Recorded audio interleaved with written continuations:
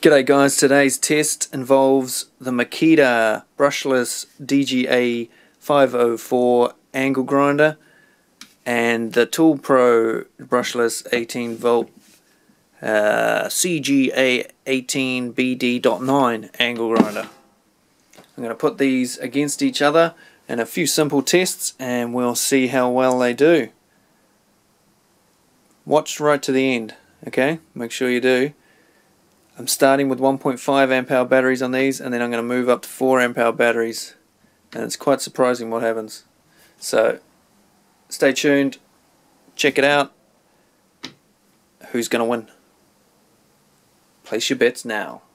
So here is my test arena. First up, a 1.2mm cut-off wheel cutting through 75mm wide, 5mm thick steel, and then we've got the grinding on this crusty old I-beam here, and then finally try and get rid of this bit of shit on the driveway here with the concrete grinding cup.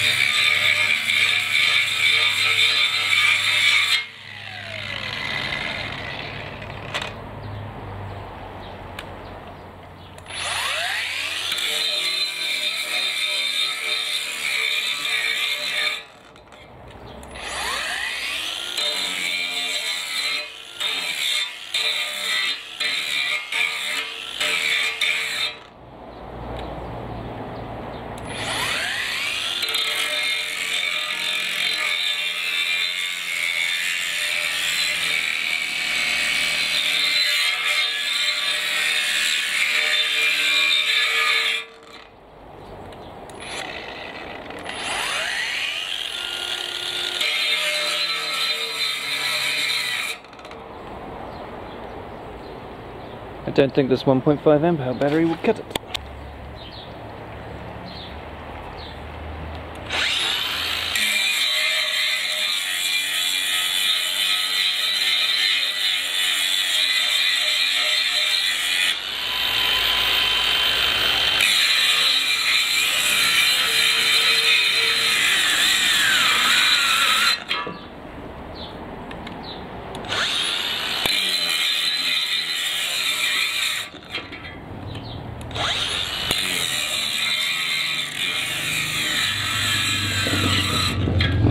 As I suspected, that 1.5 amp hour battery wasn't that great on an angle grinder. Wore it down real quick. She was stopping a lot at the end there. I've chucked it straight on the charger, and as you can see, it's too hot. Green flashing light means too darn hot to charge. It's trying to cool down. It is, you know, doesn't feel that hot. It is quite warm to the touch. So for the final test, I'll use a 4 amp hour battery as soon as it's finished charging. Ooh, we've got a fail here, but hang on a minute, just to the light on. It's better. Got a fail, but it's not the tool's fault. It's the fault of this diamond cup here. Often with these things you'll get a thread like this on them. You can just screw it straight on. This one you've got to put on with your nut and washer dealy here. So it fits on the back there, no problemo. But then this area here is not big enough to get this washer in. So it ain't going to fit any grinder this size, because none of them are going to have one smaller than this, I would have thought. My Makita one's larger, so that ain't going to help. So I've got to find a way of attaching these. And I think I'll just put a washer around there, and it can push down on a washer, because I don't think I've got a nut with the right thread. I found this off a sanding pad attachment to an angle grinder, so we're back in action. So this final test will be done with a 4 amp hour battery.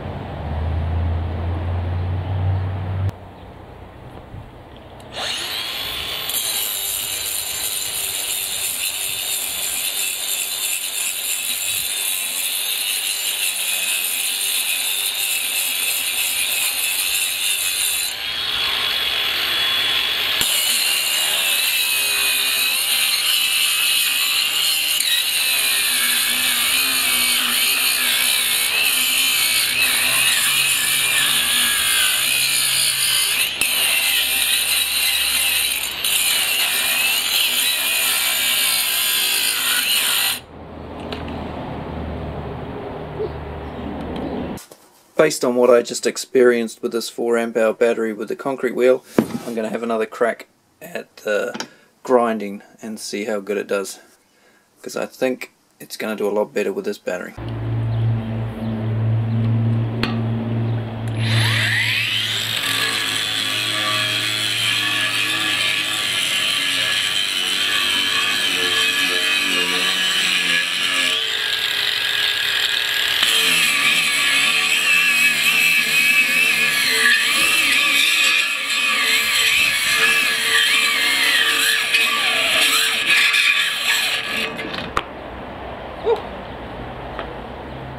Much harder.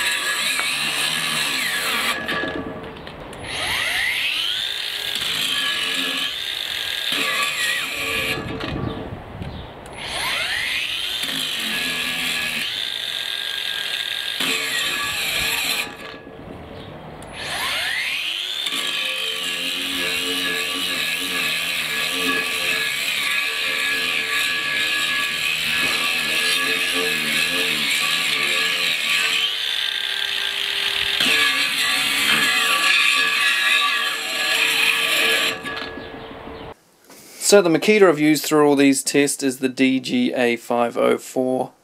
It is basically the same tool as the ToolPRO. This was the first, I do believe, the first brushless Makita angle grinder, and this is the first brushless ToolPRO angle grinder. Now you've seen them both against each other, but you can't tell how they feel, of course. So feeling wise, ooh, the ToolPRO did really well. A lot better than I thought it would. But the Makita in my hand, I mean, I'm used to the Makita, of course, so that's a little bit unfair. But it perhaps just feels slightly nicer in the hand. But this is not bad. It's not bad. The Makita's got a bit more heft to it. Just, yeah, a little bit heavier, which can be a good or a bad thing depending on the individual. Feature-wise, they're essentially, I'll just take the batteries off for a minute in case I accidentally turn anything on. Right, so feature-wise, they're almost identical. Both got the same sort of pain in the ass locking on switch here. Okay, they both work the same. Both feel very similar. They both have these vent mesh screen things I've shown you. So the only difference is the Makita one's slightly easier to get off. But basically the same thing. The Makita has a battery gauge there, so you know how much battery's left, how much grunt's left in your battery, which this one doesn't. But if you're using the 4 amp hour battery from ToolPRO, well, it's got a battery indicator on it. The 1.5 and 2 amps don't. And the 4 amp hour I was using on the Makita doesn't either. Newer Makita batteries, of course, do. The handles, the Makita handles, it's a nice handle. Thermal plastic elastomer handle. Left and right side for putting the thread in.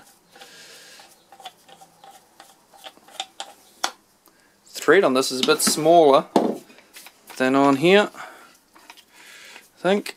Let's check it out. Yeah, that's a larger thread. So, you know, by normal standards, this one is better because it's bigger. Yeah, that one doesn't fit, look. Loose as a goose.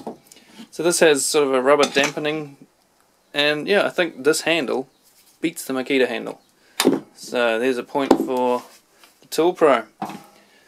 Spindle Lock, Makita one's very sleek and works perfectly, of course. Good spring on it.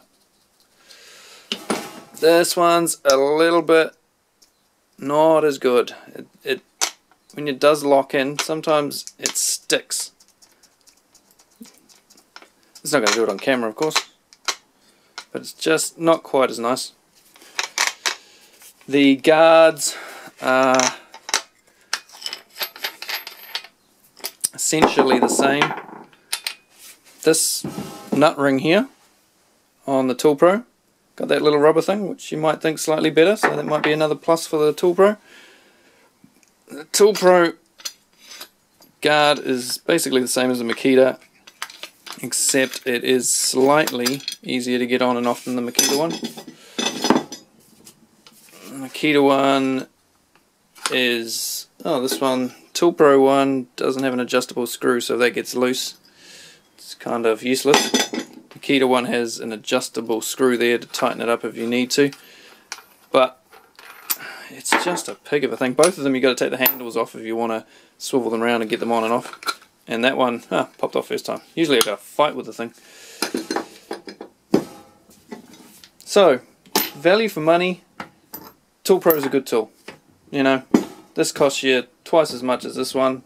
So, if you're only doing a few things around the house, on the weekend, that sort of thing, I'm guessing the ToolPRO would probably serve you quite well. If you want longevity and everything, I'm guessing the Makita is going to last longer. You know, I'll come back in 5 years' time and give you an update on that video. You know, it's very hard to do runtime survivability sort of tests on power tools on YouTube. But the Makita I've had for, I don't know, a couple of years now, and had no problems, as you would expect. Hopefully the same would be true of the ToolPRO, but you of course never know. So here's what she looks like naked.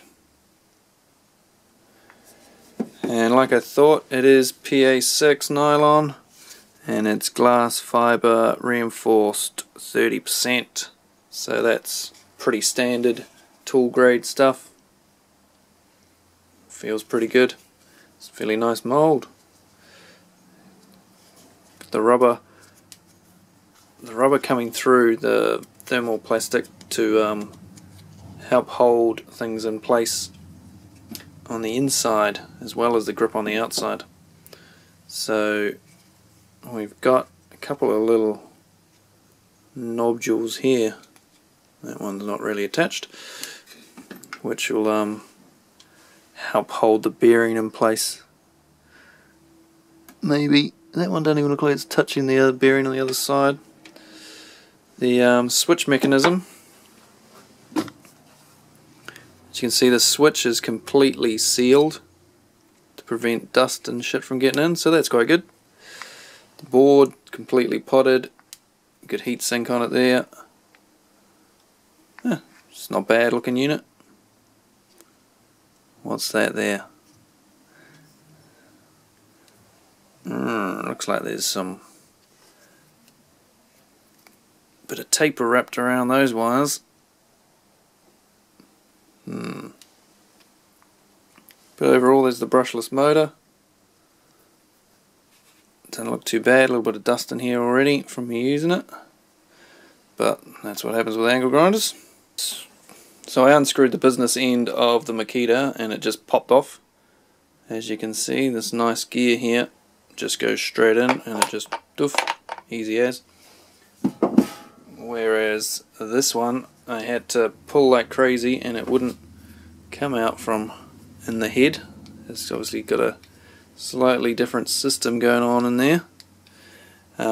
Instead it pulled the whole guts out of the motor. No biggie, because it'll just pop back in. Now, switches and tools are often the point that fails first, especially in cheap tools. They often use cheaper switches. But if you have a look there, that's the Makita one. And they're identical. It's the same brand switch. Same switches. So that's pretty good. And to have a cheaper tool with the same switching mechanism, it's all extraordinarily similar. Yeah, so that's good. This looks like nylon. This, do I want to take that out? So the motors, you can see, are different size, different brushless motors. The Makita one, not as long, but a bit more girthy. Makita fan, slightly different, but they're very similar. Both nylon. Yeah, the Makita is very similar on the inside to the ToolPRO. As you can see, size-wise as well, length-wise, from here down, the tools are very, very similar. Now, because this head comes off so easily and turns and all the holes line up, you could have the head screw back on any angle you wish. Well, any one of 4 angles. 90 degrees. Could be handy. So you can do it with the ToolPRO one as well. It's just not quite as nice as the Makita one. Now this is particularly good if all you do is cut all day. See, ergonomically you want to cut like that, right? But the angle grinder is designed like that. So you've got to have your wrist bent, or you've got to hold the angle grinder there, which isn't as comfortable. The base of your hand hitting the bottom there. So if all you use this for is a cutting tool, like I say, turn that 90 degrees like that, either side, depending left, right handed, that sort of thing, and then you can just much more ergonomically, naturally designed. Very simple. Take 4 screws out, spin it, put them back in.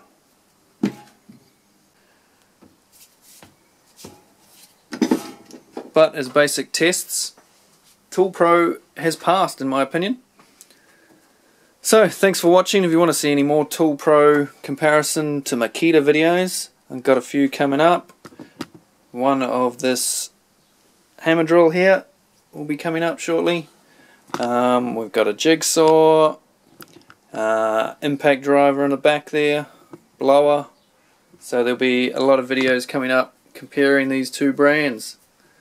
A high-end Makita brand and a cheap brand. I've wanted to do these sort of tests for a while, and now we're finally doing it. But overall, if I was going to buy one personally, me, you guys know me, I'm still going to pick this one. But if you're only doing the odd thing, get that one. Okay, thanks guys. See you on the next one.